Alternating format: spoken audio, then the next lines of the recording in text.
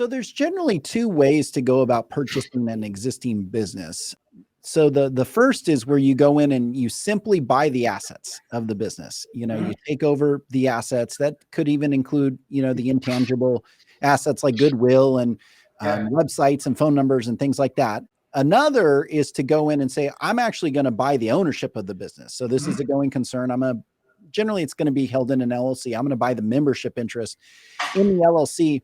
Of those two different ways, and there might be other ways out there, but those are kind of the two, tried and true methods. Of those two ways, which one do you prefer and why? So those are pretty much the two really only ways to buy a stock purchase or asset purchase, right? Right.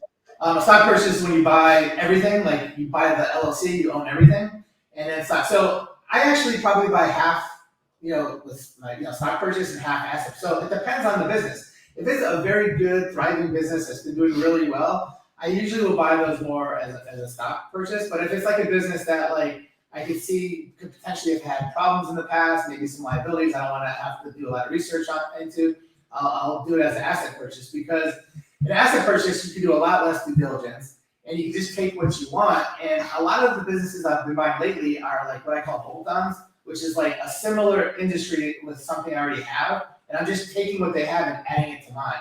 So if I'm just going to do that, usually on those I'll purchase more as an asset sale. Now, the other reason why you might do a stock sale as opposed to asset is the tax ramifications when you sell something as a stock or asset is significantly different for the person selling it and the person buying it. So sometimes in the negotiation, a lot of times the seller's like, look, I'll give you the better price or give you these better terms, but you've got to buy it, let's say, as a stock purchase because that's going to save me 20% taxes this year. So a lot of times I'll go toward one or the other.